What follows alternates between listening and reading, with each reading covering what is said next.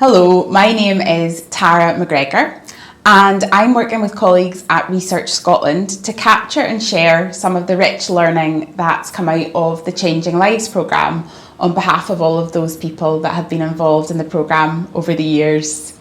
Today we're recording a conversation with Alex Johnston from Spirit of 2012. And this conversation is really aimed at people who are working in funding organisations. So the sorts of people that are likely to be seeing, reading, taking decisions about applications that might cross their desk that are probably coming from sport and physical activity type organisations, but that are focused on bringing about some wider change in communities or for people. So we would describe those as coming under the banner of changing lives through sport and physical activity. You might want to watch this by yourself, grab a cup of tea. The conversation lasts about 15 to 20 minutes. And we've included at the end some reflection questions, which you might want to use as a prompt to think about how you might embed some of what Alex has shared. But you might also want to watch this together with other people you work alongside, with a wider team. And in that case, you can use those questions, if you would like, as a prompt for discussion afterwards. Hello, Alex. It's nice to be sitting with you here today.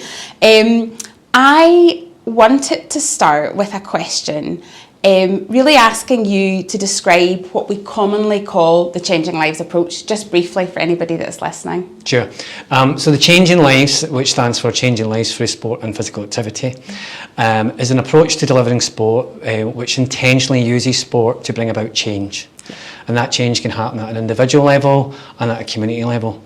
But at the heart of it is people taking part in sport, but the change that comes out of that as a result of that. So we're interested in participation and change. We're interested in them both. But what it also is useful is Changing Lives is a way of dealing with community need.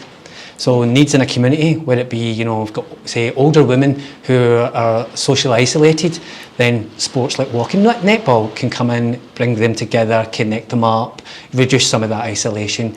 And we've also got sport being used for diverting young people away from antisocial behaviour using various different sports. So that's what Changing Lives is all about. It's just about using sport in a kind of different way that's more than just participation. So when I've heard you talk about it before, that's what's come across to me, that it's sport and physical activity almost as a vehicle for the change that you're trying to deliver for people. And I know you also talk about that intentionality being really important, so that it's planned in from the start about why you're using it. Brilliant. And again, just to sort of, for people that are maybe listening to this that don't know you, although I know many might, because they've been in contact with you over the years, can you just briefly tell us a little bit about what your role has been at Spirit 2012? Yeah, so since 2013, I've been working at Spirit 2012, which is a UK organisation that was created and developed by the Big Lottery Fund, as it was back then, to take forward the legacy of London 2012. Yeah. And I kind of came on board just before the Commonwealth Games in Glasgow, because that was our first piece of work. So I was to develop our programmes around that. And actually since then, I've been working with partners like the Scottish Government, Sport Scotland, the Robertson Trust, to take forward the sporting legacy of that. So we've been investing in projects using sport to get people to feel better about themselves, to connect them up. Essentially some of that Changing Lives work I told you about earlier. But really actually what works in getting people active and using that to get more people active, really reaching out to the least active. So we kind of call it our sporting legacy work. So we've been doing that for the last 10, 11 years in Scotland, and really that led me to the Changing Lives work, which is I see as a part of that sporting legacy work. Brilliant, that's really helpful to understand. So in this conversation, we are very much talking to other funders. Yes. So other people that are sitting in offices and talking to projects, looking at applications. So I'm really keen to share with them what some of the big lessons have been from this last 10 years and more really of the Changing Lives programme. If you're thinking about yourself, what would you say you've learned through this work about that funding experience and that funding perspective? I think what I've noticed is that sometimes sport comes up against brick walls with funders because of perceptions that it's sport. And as a result, quite often what happens is sporting organisations that want to use sport to bring about change are applying to funders, and these funders reject them thinking it's just sport. We don't fund sport. But actually, they do fund change. So I know funders that fund change around well-being. I know funders that fund change around social connections, social cohesion. I know funders that fund change in perceptions and inclusion. All of these things can be achieved through sport. And I think that my notice is that there are a lot of funders, there's a perception that actually that's the sports sector that will be taken care of by Sports Scotland, and I don't think that stacks up. I think if you're in the business of change, as most of we funders are, then actually sport can play a part in that. And so actually my call to them is just to give them a fair hearing. Yeah, brilliant. So I'm imagining that's something you've picked up from both the sort of your contact with funders, but also with funded organisations and projects. Both, that's comes. And actually, I've probably been guilty of myself because I came into the sports sector about 10, 11 years ago when I started this work at Spirit. Prior to that, I was working for funders in the community sector. I probably, if I would be a funding officer sitting in an application myself, thinking, "Oh, that's sport. We should maybe send that to Sports Scotland." I've probably done that, but I think what I've learned for this changing lives work is just really the scale and the scope of the difference that sport can potentially make, and actually how funders should be interested in that, all funders. That's brilliant. That's really interesting that you've got that perspective on it. So if you were to speak directly to those funders, how would you like them to really shift their perspective? So there's something there that you've already mentioned about giving those projects. It's almost as if you don't want them to be ruled out just because they're sport and physical activity. Is there anything else that you would like funders to think about or shift their perspective on when they're considering these sorts of projects? Yeah, I think engage with the evidence and learning around this as a starter. Because we've helped create new learning and new evidence, but the evidence and learning is quite clear that taking part in sport can be good for your physical, mental and social well-being. It makes people feel better. And so read some of that evidence, bring it into your work, and so you'll get a better understanding of actually what difference sport can make. Sport's a mechanism, actually. So these applications, they're not asking you to fund their sport, they're asking you to fund the change that's coming about of it. So, but don't reject them on the basis of there's a mechanism called sport that maybe you think doesn't fit into your criteria. So I think it would be just to kind of give them, go a wee bit deeper. That. Engage with those like Sports Scotland, Scottish Government, the Robertson Trust, ourselves that have been doing this work, and come and have a conversation with us about why we think actually some of these applications and projects that will come your way that are sport based could really add value to your portfolio of work around certain change areas that you're interested in. Brilliant. That's really helpful. Anything else you would want funders to try and do differently in this space that you've not mentioned? I think I think funders, we do talk to each other, and I think we engage with each other at that level. I think what would be nice if funders we want to get in front of the people who are actually doing the assessment work.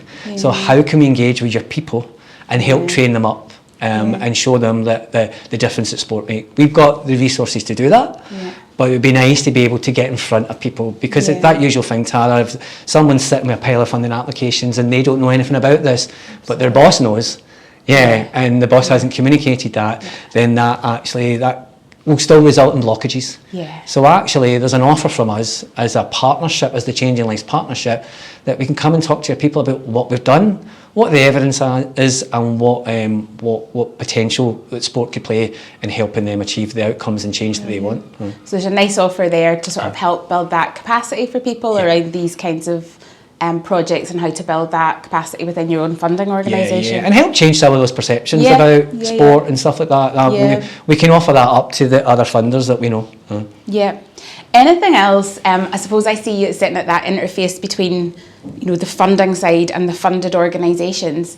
Anything else that you hear from funded organisations or organisations that haven't been able to get funding? Anything, if you were being their voice, that you would say to funders that you haven't mentioned? I think that they do need a wee bit of support, like all organisations that are applying for funding. No one always gets it right straight away.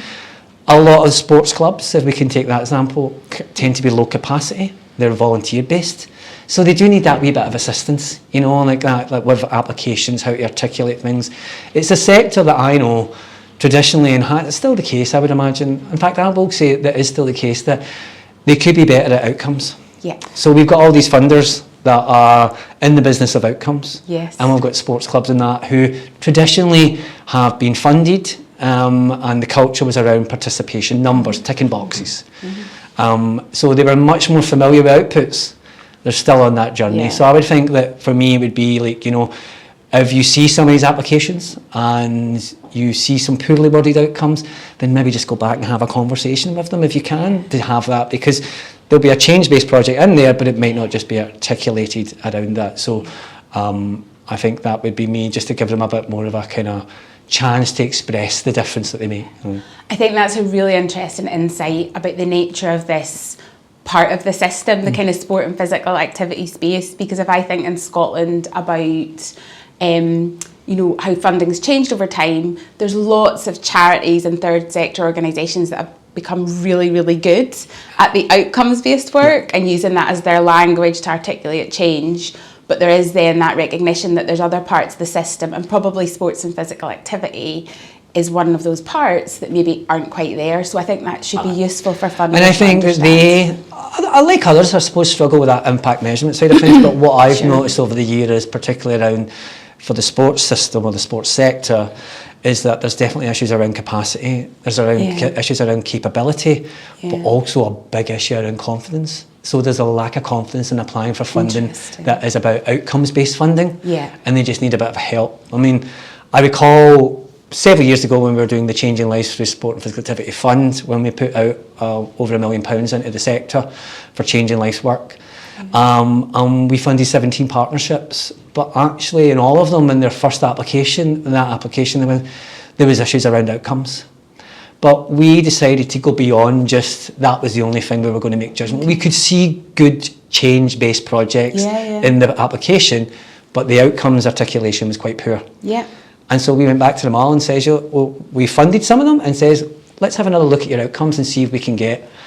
I used to be on the board of Evaluation Sport Scotland, so I'm a big believer in focused approach to this, which 2, 3, 4 really good outcomes is much better than 8, 9, 10 outcomes that are quite poor and trying to do everything that you know you're not going to do. So we had those conversations with the sector and went back to them, and I think sometimes funders, we get hung up on the outcome side of things, which is that outcomes are fixed, cannot be changed, they're set in stone. And what we're saying is, not necessarily actually. You know, like you could see what's happening in a project, you can see the potential, maybe just give people a bit of support and help with expressing those outcomes in a way that they can be realistically achieved. And there's that, I do know with these sorts of projects in sports and physical activity, having that flexibility and judgment with people, that's quite good at building people's confidence as well, isn't it? And sort of developing that relationship between the funder and funded as well. My approach to this is always a relationship based. So and I say this to funders and fundee organisations looking for funding, that actually what you're doing is you're having a relationship with a funder. And you need to treat it on that basis. It's not a transaction. Most funders will be turned off by that. Funders, we want to feel the love, but also we want to be part of it. We want you to succeed, but we'll challenge you where necessary. So I think that relationship part is really, really key, and that's the way I'd be treating some of this. And that relationship sometimes starts off with a quick phone call to say hello. That's great. I think that's really important. And people often don't realise how small this world is in Scotland. In Scotland especially, how much direct access you can have and support as well. So, okay. So again, coming back to talk to the funders again in terms of learning, what would you say overall has been the biggest success of Changing Lives from your perspective? I think just for funders, just to let you know that actually Changing Lives is a partnership of 4 funders. So Spirit of 2012, Sports Scotland, Scottish Government and the Robertson Trust.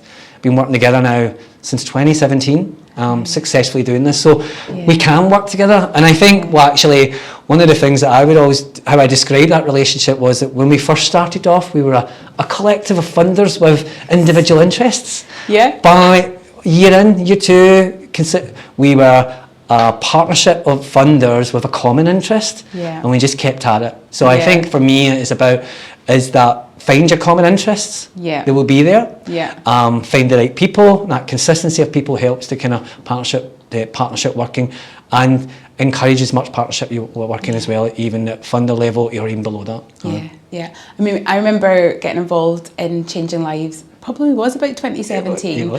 and it was a really unusual partnership.